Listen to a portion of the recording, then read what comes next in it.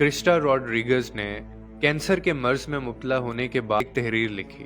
ये तहरीर आपको सोचने पर मजबूर और हैरान कर देगी और बहुत सारे राज खोल देगी आपके सामने। मैंने भी जब इस तहरीर को पढ़ा तो मैं भी हैरान रह गया। क्रिस्टा रॉड्रिगज़ ने लिखा कि मेरे गैराज के अंदर दुनिया की सबसे महंगी तरीन और ब्रांडेड कार मौजूद है, लेकिन मैं उस पर सफ़र नहीं कर सकती क्योंकि अब मैं व्हील चेयर के ऊपर हूँ।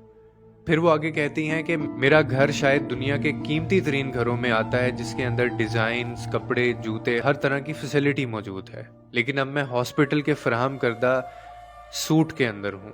फिर वो कहती हैं कि मेरे बैंक के अंदर अच्छी खासी रकम भी मौजूद है, लेकिन अब उस रकम से मुझे कोई ख़ास फ़ायदा नहीं हो रहा।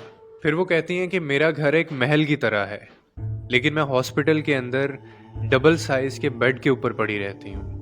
और फिर वो कहती हैं आगे कि मैं एक 5 स्टार होटल से दूसरे 5 स्टार होटल में जा सकती हूँ, लेकिन अब मैं हॉस्पिटल में एक लैब से दूसरे लैब में सफ़र करती रहती हूँ। मैंने सैकड़ों लोगों को ऑटोग्राफ दिया है, लेकिन आज डॉक्टर का एक नोट मेरा ऑटोग्राफ बन के रह गया है। फिर वो कहती हैं कि मेरे बालों को सजाने के लिए मेरे पास 7 से 8 ब्यूटिशियंस मौजूद थी, लेकिन आज मेरे सर पे एक भी बाल मौजूद नहीं है। अपने पर्सनल जेट के अंदर मैं जहां चाहूं वहां सफ़र कर सकती हूं, लेकिन अब हॉस्पिटल से उसके कॉरिडोर जाने तक मुझे 2 अफराद की मदद लेनी पड़ती है। और फिर वो कहती हैं कि मैं दुनिया की हर वो चीज़ खरीद सकती हूँ, खा सकती हूँ, लेकिन अब अस्पताल के अंदर मेरी खुराक सिर्फ 2 गोलियां और एक नमकीन पानी से ज़्यादा कुछ नहीं है।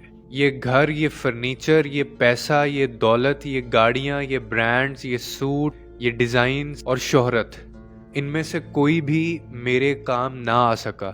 इसीलिए बहुत सारे लोगों की ज़िंदगी में राहत और उनके चेहरों पर मुस्कुराहट बखेरना ही असल ज़िंदगी है।